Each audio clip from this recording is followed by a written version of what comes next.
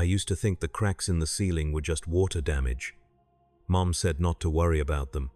But after a while, you start to notice things, how the air tastes different every morning, how the silence gets longer between sounds, how nobody talks about the houses going empty. By the time you realize the walls aren't keeping anything out, you're already part of what's rotting inside. I was 6 when I first noticed the stain on the ceiling above my mattress. It spread like a bruise, brownish at the edges, darker toward the center where something had soaked through from the floor above. Mom said it was just water damage from before we moved in, back when the house still had plumbing that worked. She told me not to worry about it. I watched that stain for years. It never got bigger, but it never went away either. Some mornings I'd wake up and stare at it, tracing the irregular borders with my eyes, and I'd think about what might be up there in the empty apartment above us. We never went up. The stairs to the second floor had collapsed years before we arrived, and Dad said there was no point wasting materials to fix them when we had enough space down here. The house was a duplex, or had been.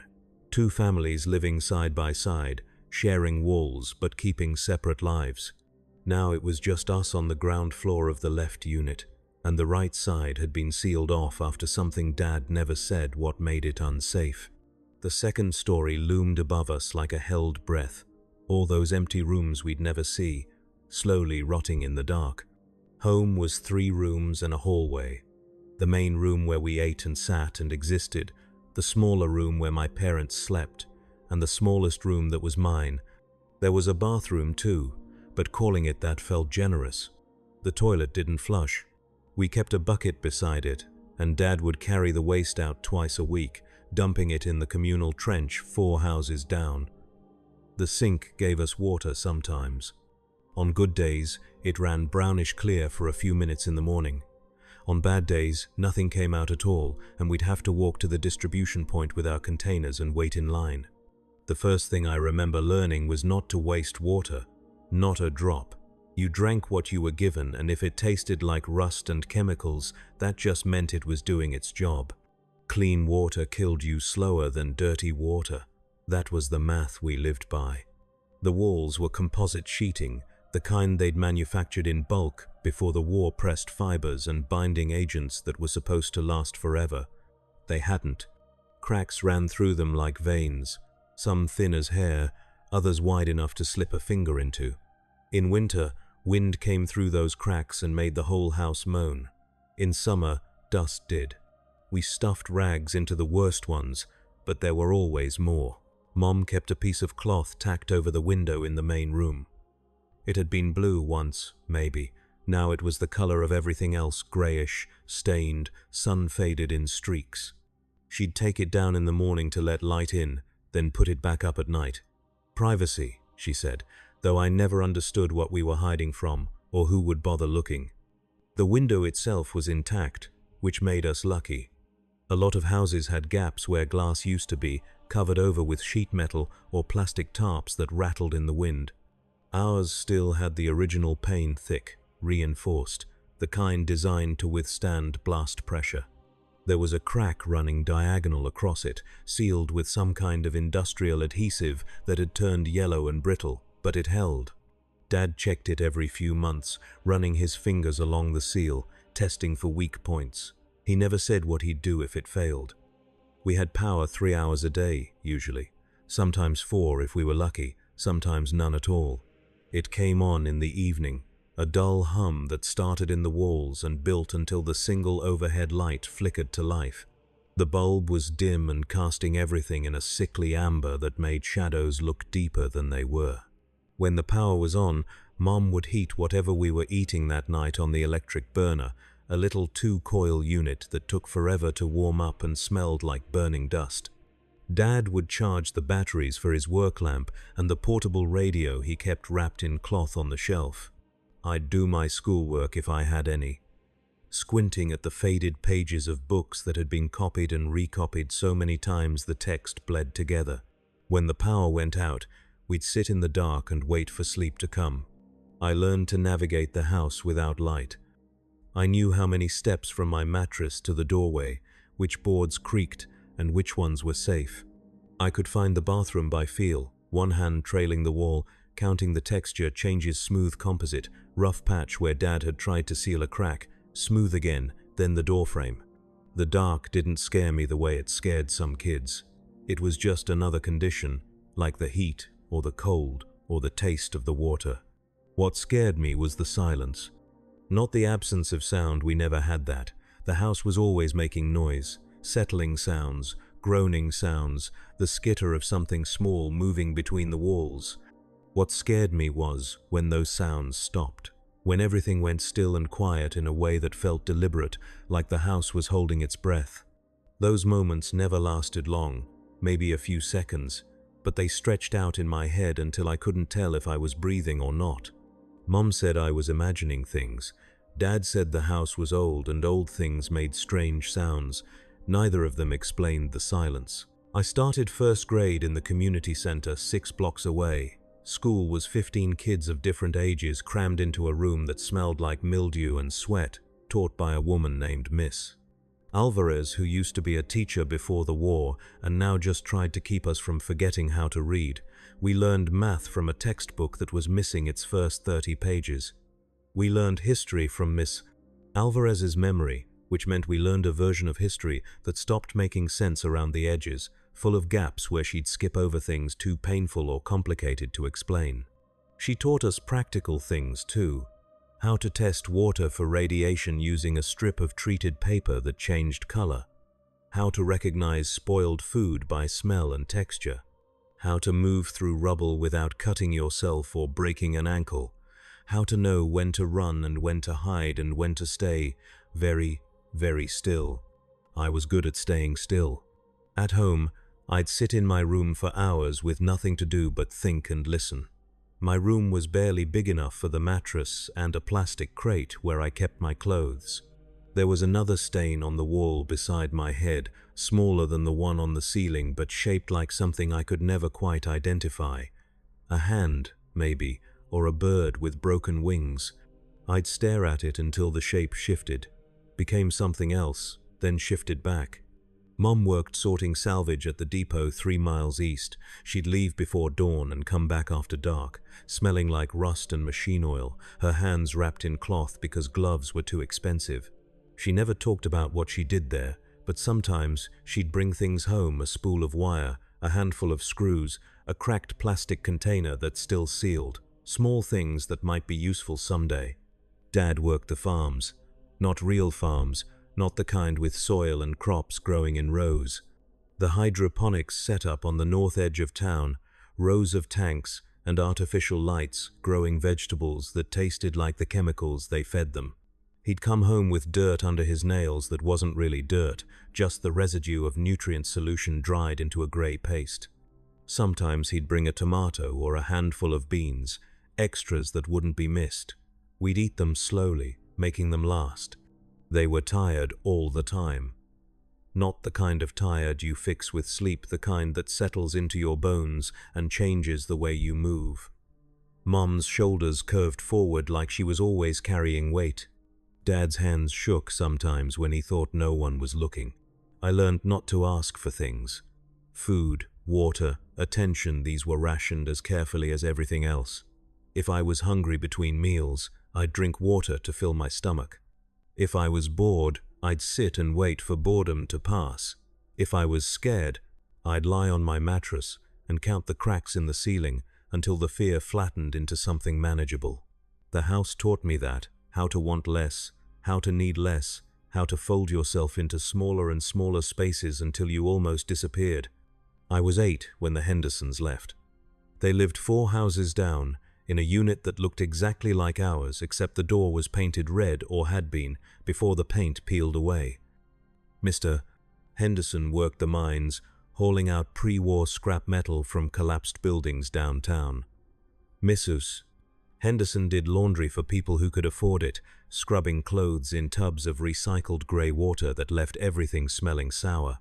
One morning their door was open, and they were gone, just gone.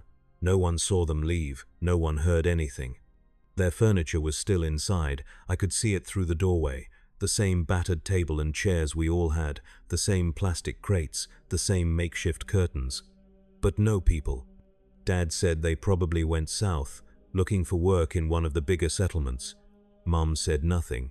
She just pulled our door shut a little harder that night and checked the lock twice before coming to bed. No one moved into the Henderson house. It sat empty for weeks, then months, the open door swinging in the wind until someone finally nailed it shut. After that, it was just another dead space, another gap in the row of houses that had once been a street. I started noticing the gaps. Houses that had gone dark, windows covered over with sheet metal or boards, doors that no one opened anymore. There were 17 houses on our block when I was 6. By the time I was 9, there were 11 with people in them. The others just sat there, slowly falling apart, their walls cracking and roofs sagging until they looked less like homes and more like the ruins outside town. No one talked about it. Not directly, but you'd hear things. Whispers at the distribution point, conversations that stopped when you got too close. Families moving on, people disappearing, someone's cousin who went to check the eastern settlements and never came back. The town was shrinking.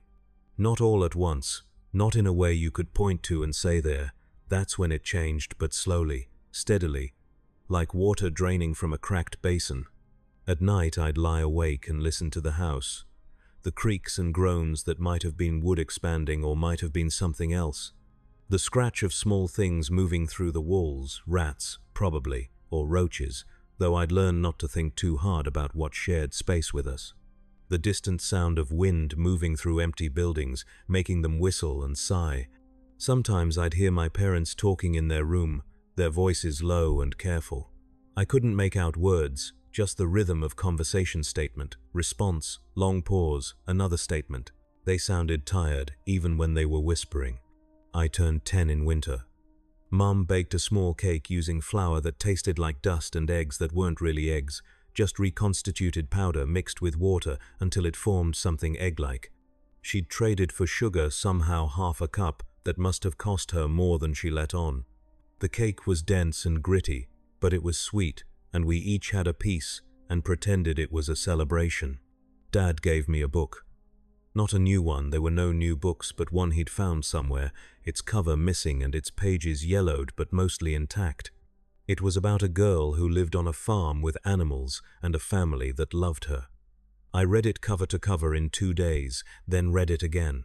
The world in that book felt so strange and distant that I couldn't tell if it was fiction or if places like that had ever really existed. That was the winter the water started tasting wrong. It had always tasted like metal and chemicals that was normal.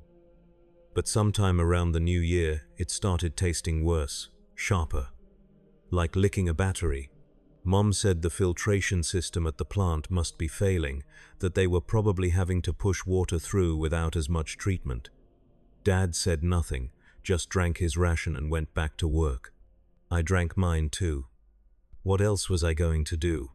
The water made my stomach hurt sometimes, a dull ache that sat low in my gut for hours after. Other kids complained about it too, whispering in school about cramps and nausea, but Miss Alvarez just told us to drink slower, let our bodies adjust. She didn't say adjust to what. Spring came and nothing grew. We'd had gardens once, people said. Communal plots, where you could grow real vegetables in real soil. Back when the ground wasn't so poisoned you had to wear gloves to touch it. Now the only thing that grew was scrub grass in patches along the road, tough and yellowish and not good for anything. The hydroponics where Dad worked kept producing, but less than before. Yields were down, he said. Equipment breaking faster than they could fix it. Algae blooms in the tanks that ruined whole batches of crops. They'd had to cull an entire section last month, dump hundreds of pounds of rotting greens into the waste trench because something had contaminated the water line. We ate less that spring. Not suddenly, no one announced we were cutting rations, but the portions got smaller, the meals further apart. I learned to eat slowly, chewing until there was nothing left to chew, making every bite last as long as possible. Hunger wasn't sharp, that's what surprised me. I thought it would hurt like a wound, but it was dull instead, a constant hollow feeling that you got used to after a while. It made me tired. made it hard to focus in school, made the walk home feel longer than it was. Mom stopped bringing things back from the depot.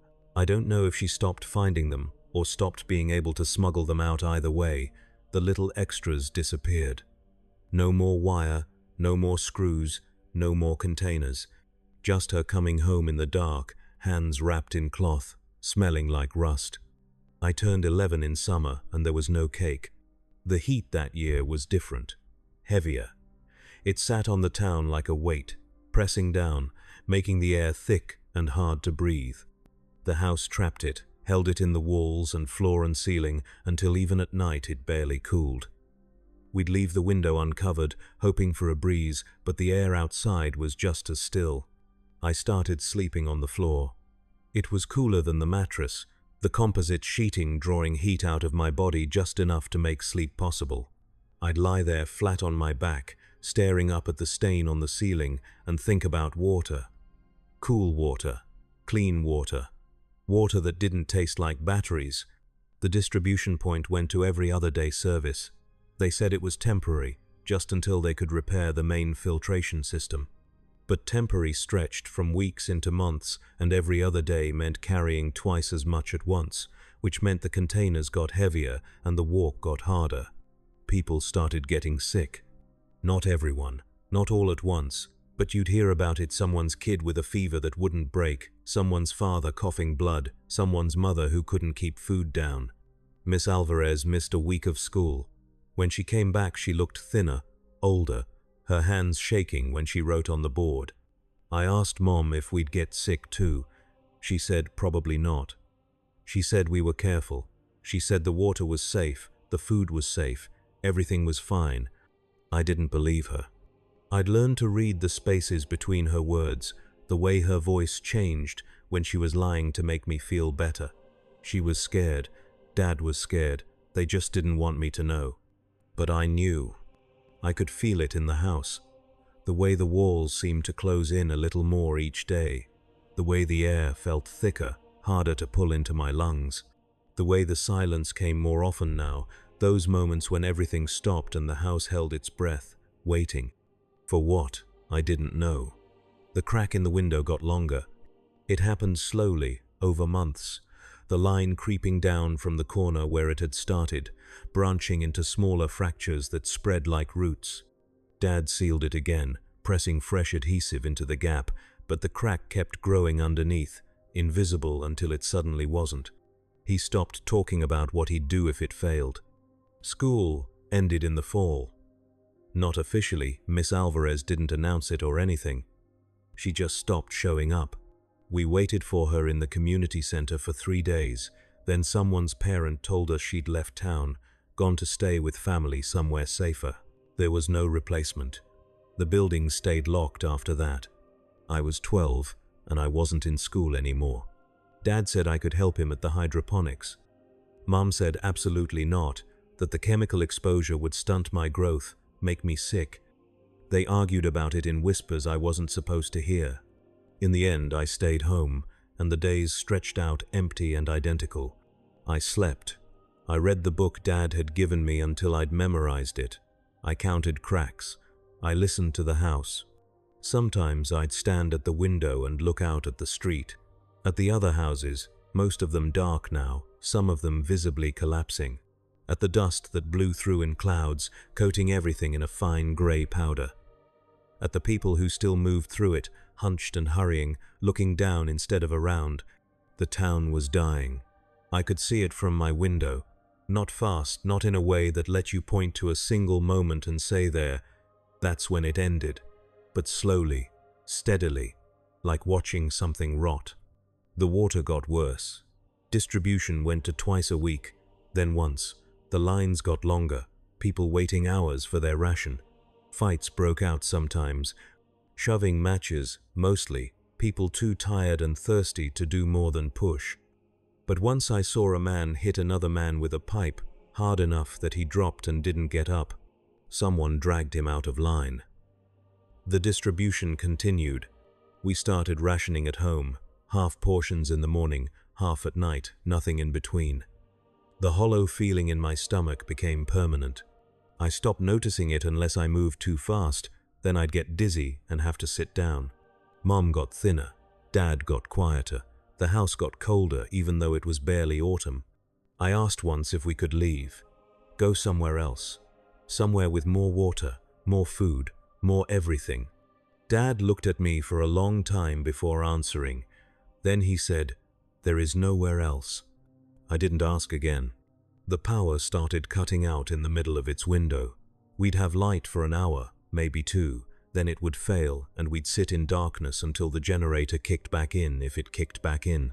Sometimes it didn't. Sometimes we'd go days without power, eating cold food in the dark, moving through the house by memory and touch. I learned to live without light the same way I'd learned to live without everything else. You just did. You adapted.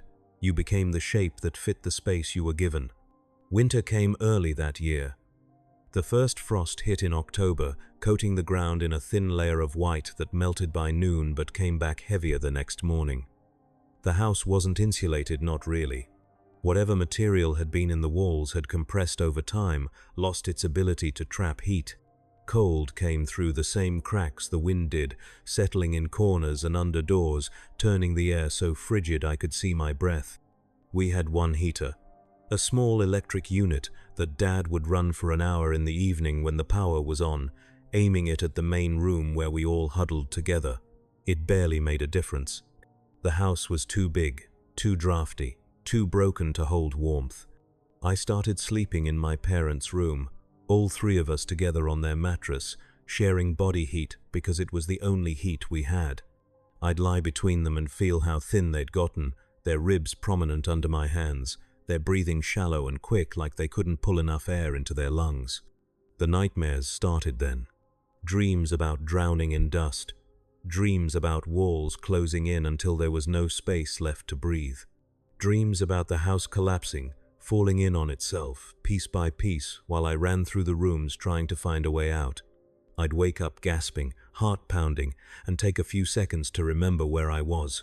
The dark room, the cold air. My parents sleeping beside me, so still they looked dead. Then I'd lie back down and wait for morning. The distribution point ran dry in December. No announcement. No warning. People showed up with their containers and found the pump shut off, the building locked. A paper notice tacked to the door that I couldn't read from where I stood, but that made everyone who got close enough start shouting. We went home with empty containers. Dad said he'd go to the depot, see if there was water there. He left that afternoon and didn't come back until after dark. When he did, he had half a container, maybe 2 gallons. Murky stuff that smelled like sewage. He said it was all he could get. He said we had to boil it before drinking. We didn't have fuel to boil anything. The power was out again. Had been for 3 days. Dad said we'd drink it anyway. Said our stomachs could handle it. Said we didn't have a choice. I drank my share. It tasted like death. That night I got sick. Not fever sick, my parents checked, pressed their hands to my forehead and said I was fine. But my stomach twisted itself into knots, cramping so hard I couldn't stand up straight. I spent hours on the bathroom floor, emptying myself into the bucket until there was nothing left but bile. Mom stayed with me, sat beside me in the dark and held my hair back and whispered things I couldn't hear over the sound of my own retching. When it finally stopped, she helped me back to the bedroom, laid me down between her and Dad, pulled the blanket up even though I was shaking too hard for it to help. I asked if I was dying. She said no. She said I'd be fine. She said everyone got sick sometimes. She was lying again.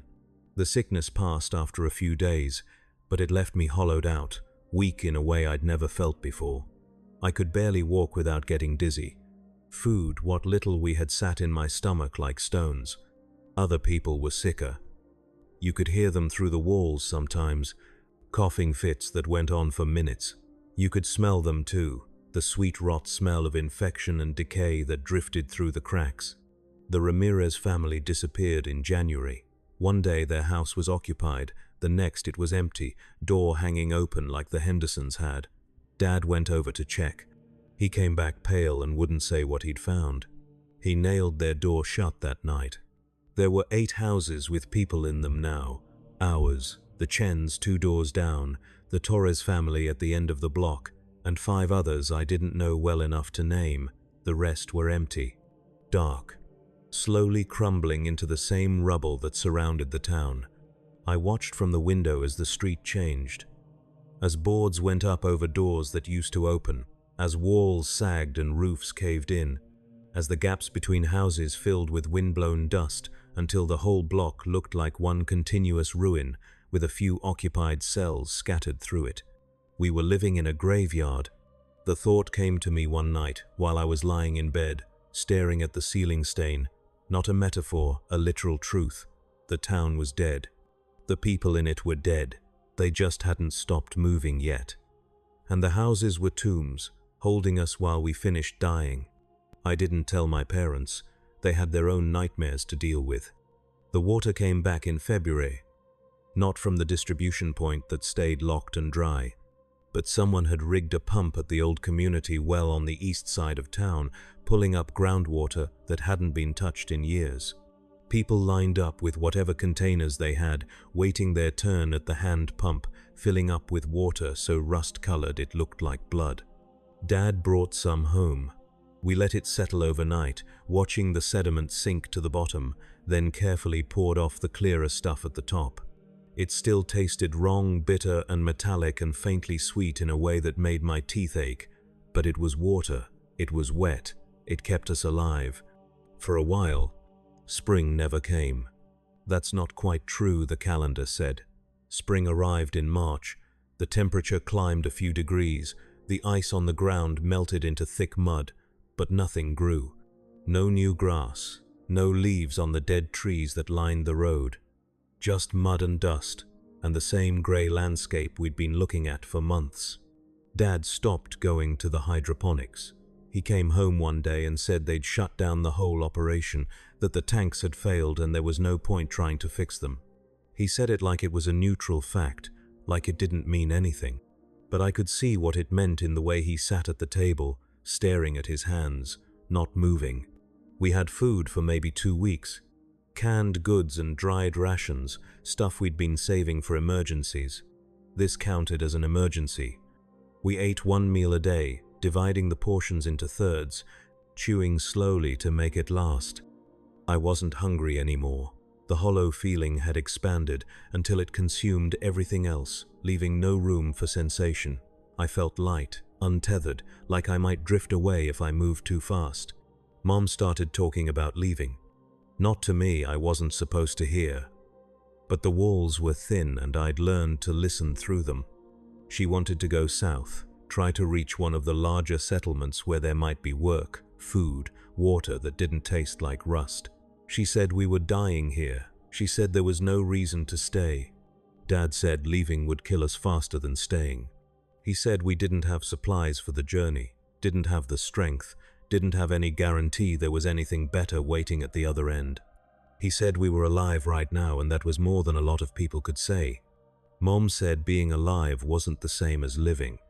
Dad didn't respond. They stopped talking after that. Not completely, but the conversations dwindled to nothing: requests for water, comments about the weather, statements about who would go to the well tomorrow. Functional language stripped of everything that made it human. I watched them pull apart from each other. Not physically, we still slept together, still sat together, still existed in the same small space.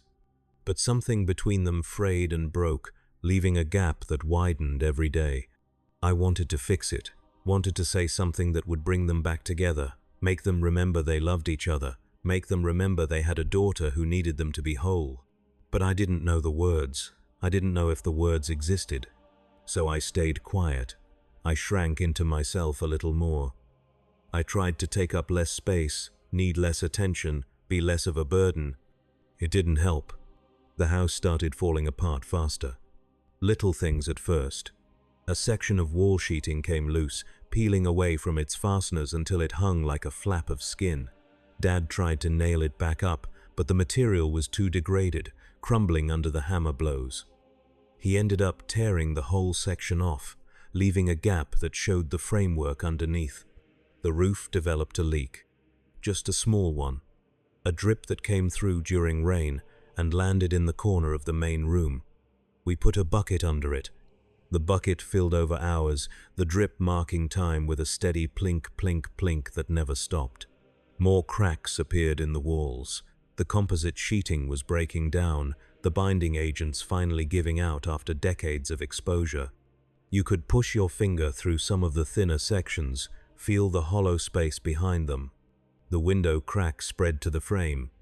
Dad pressed more adhesive into it, but we could all see it was pointless. The glass was going to fail. It was just a question of when. I asked what we'd do when it broke. Dad said we'd seal it with something. Sheet metal, maybe, or plastic if we could find some. I asked if that would be enough. He didn't answer. April came, and the well went dry. Not completely, it still gave water for a few hours each morning, a weak trickle that took forever to fill a container. But by noon, the pump would suck air, and no amount of priming would bring the water back until the next day. People started rationing harder. Half rations became quarter rations. We stopped washing, stopped cooking anything that required water, stopped wasting moisture on anything that wasn't essential survival.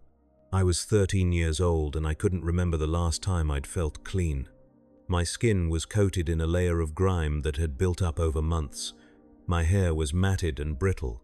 My clothes, the same ones I'd been wearing since winter, were stiff with dried sweat and dirt. I smelled. We all did.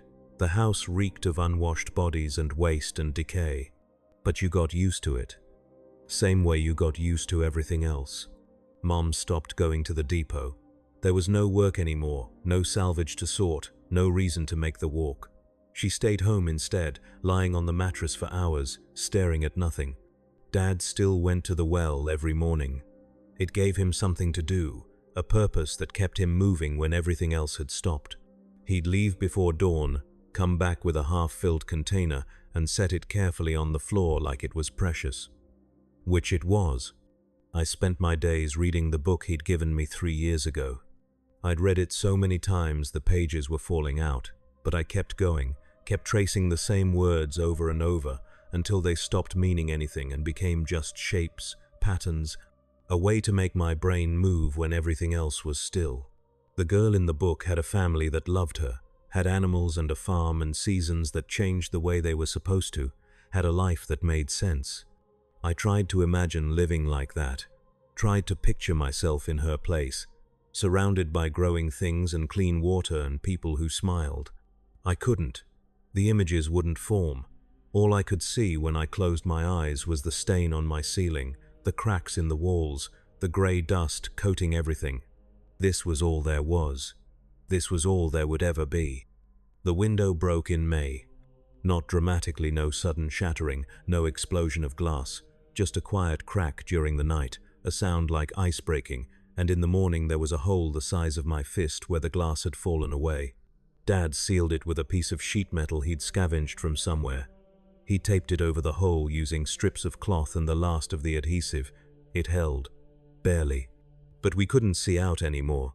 The window had been our connection to the outside world, our way of knowing what was happening beyond the walls. Now there was just metal, just darkness. The house felt smaller after that, tighter, like it was contracting around us, squeezing. I started having trouble breathing. Not physically, my lungs worked fine, but mentally, psychologically, I'd feel my chest tighten and my heart race, and I'd have to force myself to slow down, breathe deep, remember there was air. Mom had it worse. She'd wake up gasping, hands clawing at her throat, eyes wide and unfocused. Dad would hold her until it passed, whispering things I couldn't hear, but she'd shake for hours afterward. We were breaking, all of us, coming apart at different speeds, but heading toward the same inevitable end. I wondered if the house was breaking too, if it felt what we felt, if the cracks spreading through its walls were like the cracks spreading through us, stress fractures that would eventually shatter everything. I wondered if the house wanted to die. I wondered if we did. The food ran out in June. We'd been stretching it as far as possible, eating less and less, until the meals were just a few bites of whatever was left. The last can held some kind of vegetable mash, Expired years ago, the contents half liquefied. We divided it 3 ways. It was gone in seconds. After that, there was nothing. Dad said he'd find something. Said there were still houses with supplies, people who'd left things behind. He went out that afternoon and didn't come back until the next morning. When he did, he had a small bag of something grain, maybe, or crushed meal. It smelled rancid. We ate it anyway. I stopped feeling hunger after that. The hollow sensation in my stomach had been replaced by something else, a numbness, a disconnection from my own body. I'd move and watch my limbs respond, but feel like I was operating them from a distance, like they belonged to someone else. Mom stopped getting out of bed. She'd lie there day after day, curled on her side, breathing slow and shallow. Dad would bring her water, try to get her to drink, but she'd only take a sip or 2 before turning away. I'd sit beside her sometimes, touch her hand, tell her things I thought might make her feel better, lies, mostly, about how things would get better, how we'd be okay. She never responded. I don't think she could hear me anymore. Dad kept going to the well. It was barely giving anything now, just a trickle that took hours to accumulate into a cupful. But he'd sit there with the pump, working the handle, waiting. Other people stopped coming. I don't know if they'd found other water sources or if they'd just given up. Either way, Dad was usually alone when he went. I asked him once why he kept trying. He said, "Because what else is there?" I didn't have an answer. The house was coming apart around us. Sections of wall had peeled away completely, exposing the framework underneath metal struts and plastic bracing, all of it corroded and brittle. The roof sagged in places, held up by nothing but momentum. The door didn't close properly anymore, its frame warped until there was a gap at the bottom that let dust blow in constantly. We didn't try to fix it. There was no point. I spent my days lying on my mattress, staring at the ceiling stain. It had changed over the years, spread and darkened, developed new branches that reached out like fingers. Sometimes I'd imagine it was trying to tell me something. A message encoded in the pattern, if I could just learn to read it. I never did. Time stopped meaning anything. Days blurred together, marked only by the cycles of light and dark that came through the cracks. I slept and woke and slept again, and couldn't tell if hours had passed or weeks. Mom died in July. I think it was July. The air was hot and the dust was thick, and Dad said it was July when he wrapped her body in the blanket. She went quietly. No struggle, no final words. Just stopped breathing sometime in the night, slipped away while Dad and I slept beside her. We didn't know until morning. I woke up and felt how cold she was and knew immediately. Touched her face, her hands, expecting them to be warm the way living people are warm. But they weren't. They were the same temperature as the air, the same temperature as the composite sheeting, the same temperature as everything else in the house. Dad sat with her for a long time, hours, maybe, I don't know. I went to my room and lay on my mattress and stared at the stain and tried to feel something: grief, sadness, rage, anything. I felt nothing. When Dad finally moved her, he didn't ask for help, just lifted her. She was so light by then, all the weight gone from her body, and carried her out through the door. I heard him moving through the house above us, his footsteps on the ruined stairs, the creak of boards as he laid her somewhere I couldn't see. He came back down after dark, sat at the table, and stared at his hands.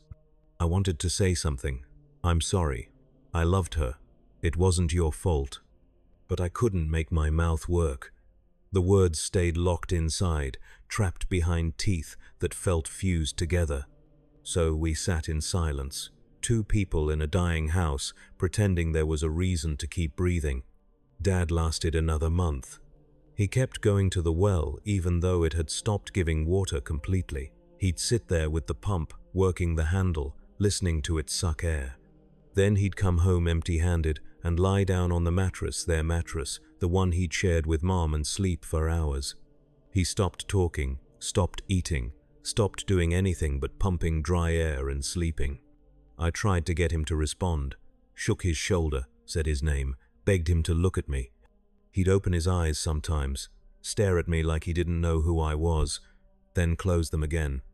I watched him fade, watched the person he'd been drain away until there was nothing left but a body that still breathed, still took up space, but wasn't him anymore. He died in his sleep, just like Mom. Quiet, easy, gone. I found him in the morning and felt the same nothing I'd felt before. I didn't bury him, didn't move him, didn't even cover him. I just left him there on the mattress and went back to my room. I was alone in the house now, alone with the cracks and the stains and the dust that blew in through the gaps.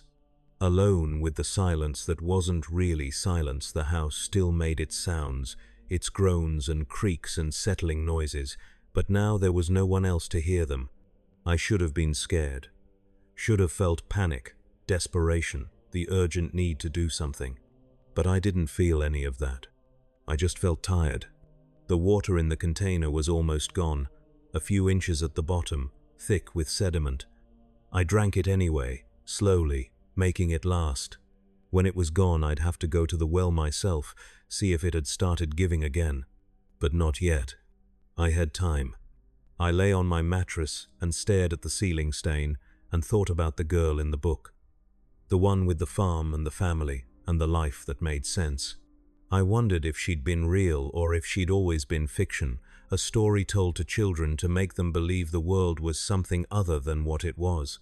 I wondered if I'd been real, if the version of me that had turned 6 in this house had watched the stain and counted cracks and learned to want less, if that had been real or just another story we told ourselves. I couldn't remember anymore. The house breathed around me, in and out, the walls expanding and contracting, the roof settling deeper into its sag. I matched my breathing to its rhythm, let myself sink with the structure that had held me all these years. We were the same now, the house and I, both coming apart, both held together by nothing but inertia, both waiting for the moment when waiting would end. I closed my eyes and felt the mattress beneath me, the familiar shape of it, the familiar comfort of lying in the exact same spot I'd lain in for years. The stain was still above me. I could feel its presence even without seeing it, the weight of its shape pressing down through the darkness. Home was supposed to be where you were safe.